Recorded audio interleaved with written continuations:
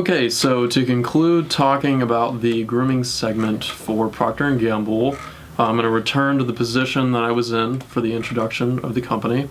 But for this segment, we're going to discuss the resource pathway, sort of the way forward for P&G's grooming segment. How are they going to survive? What are they going to do moving forward? What's in the future after all of this analysis about what they're doing now and what sets them apart in the industry?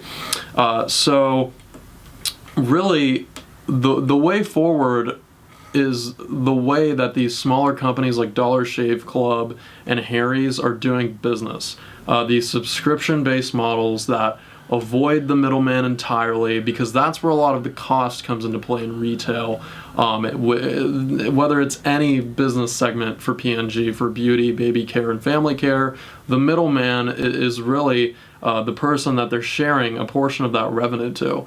So the way forward is to get into whatever market that, or attain the skills, the knowledge necessary to establish some sort of an online subscription-based service to compete with, or P&G has the option to really buy Dollar Shave Club or Harry's through an acquisition. And that's really the proposition here, the build or buy.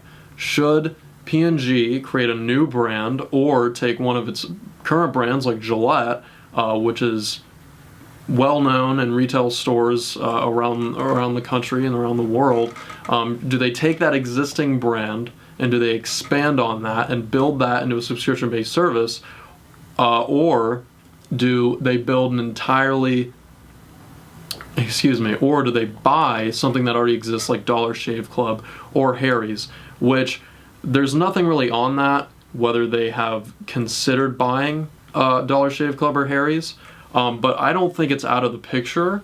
Sort of what they've been doing in terms of getting into subscription brands, one of the main questions that needs answering before they pick is, are P&G's